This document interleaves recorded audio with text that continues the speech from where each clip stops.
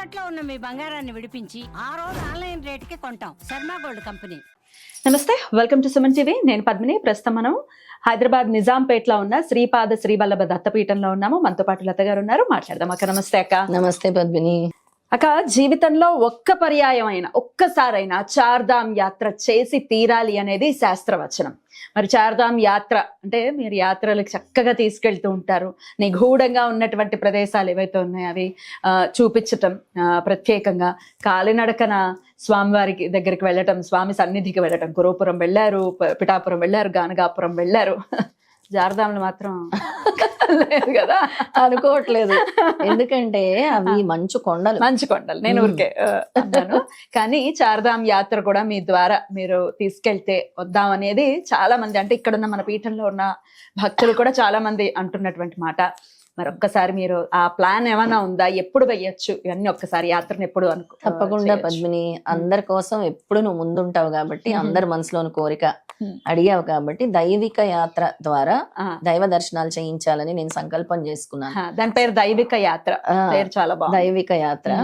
సంవత్సరంలో 3 సార్లైనా ఇలాంటి ఆధ్యాత్మిక యాత్రలు దైవిక యాత్ర పేరుతో చేయాలని. అంటే విశేషవంతమైన యాత్ర, విశేషవంతమైనవి ఏవైతే మనం వెళ్తామో మన జీవితానికి ఒక మోక్షం, ఒక మార్గం భగవంతుడు చూపించేవే ఇలాంటి యాత్రలు.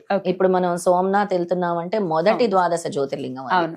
అలాగే నాగేశ్వర్ అంటే సర్పదోషాలు వాళ్ళందరికి కూడా, పాయిజన్ తో ఎఫెక్ట్ అయ్యే వాళ్ళకి కూడా ఆ ద్వాదశ జ్యోతిర్లింగం నివృత్తి జరుగుతుంది. 8వ ద్వాదశ జ్యోతిర్లింగం. ద్వారకా గురించి ఇంకా నీకు చెప్పనవసరం లేదు, కృష్ణ భక్తురాలు. అలాంటి ద్వారకాని కూడా మనం చూడబోతున్నాం. ఇప్పుడు చార్ధామ్ యాత్ర గురించి. చార్ధామ్ యాత్ర అంటే ఇక్కడ శివకేశవులు ఇద్దరు, కేదార్నాథ్, బద్రీనాథ్ అయినా వెళ్ళగలం గాని కేదార్నాథ్ చాలా కష్టం. పోయినసారి నేను బద్రీనాథ్ వెళ్ళాను. కేదార్నాథ్ దగ్గర ఎంతో మంది గుర్రాల మీద నుంచి జారిపోతూ ఉంటారు. ఎన్నో సార్లు అక్కడ కొండ చర్యలు విరిగిపడుతూ ఉంటాయి.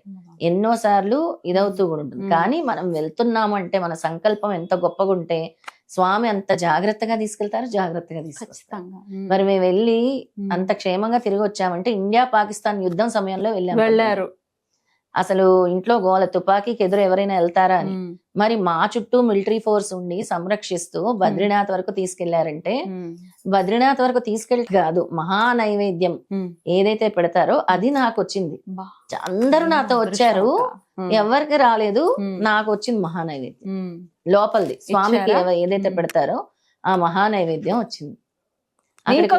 మీతో ఉన్న వాళ్ళకి మీరు అందరికీ స్వామి అలా మహా నైవేద్యం ఇచ్చారు. అలా చార్ధామ్ యాత్ర అంటే కేదార్నాథ్, బద్రీనాథ్, యమునోత్రి, గంగోత్రి, ఈ 4 కూడా తప్పకుండా నువ్వు అడిగావు కాబట్టి మన ప్రేక్షకుల కోసం, మన భక్తుల కోసము చేద్దాము. మే 2వ వారంలో తప్పకుండా చేద్దాం. ఎగ్జాక్ట్ డేట్స్ త్వరలో చెప్తారా? ఎవరైతే ఎక్కువ మంది రిజిస్టర్ చేసుకుంటే తొందరగా మనం డేట్స్ అనౌన్స్ చేద్దాం. దాన్ని బట్టి బుకింగ్ అన్ని చేసేస్తాము. ట్రైన్ లో వెళ్తామా, ఎలా వెళ్తాం? ట్రైన్ లో వెళ్తాము. అలాగే అక్కడ ఎవరైతే గుర్రాల మీద ఎక్కలేరో హెలిప్యాడ్ సర్వీస్ కూడా ఉంటుంది. ముందే బుక్ చేస్తాం. 2 ఆప్షన్స్ ఇస్తాం. గుర్రాల మీద ఎక్కాలనుకునే వాళ్ళు గుర్రాల మీద ఎక్కొచ్చు, హెలిప్యాడ్ లో వెళ్ళాలనుకునే వాళ్ళు హెలిప్యాడ్ లో వెళ్ళొచ్చు. హెలికాప్టర్ లో కూడా అక్కడ డైరెక్ట్ గా దింపుతారు. కింద నుంచి డైరెక్ట్ గా దింపుతారు. దానికి ముందుగానే మనం రిజిస్టర్ చేసుకోవాలి.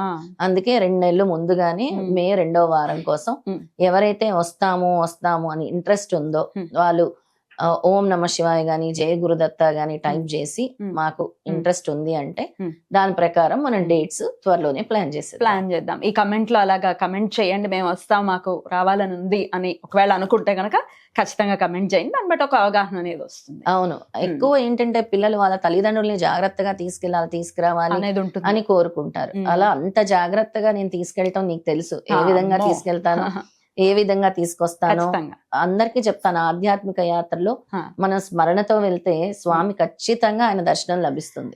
అయితే ఒక థాట్ ప్రాసెస్ ఉంటుంది చాలా మందికి, ఇది మరి తప్పో ఒప్పో, మరి ఆయన ఇచ్చో తెలియదు, ఒక వయసు అయిపోయిన తర్వాత చేయాలి ఇటువంటి యాత్రలు అంటే. రేపటి రోజు నీకు గ్యారంటీ ఉందా? నెక్స్ట్ క్షణానికి గ్యారంటీ ఉందా?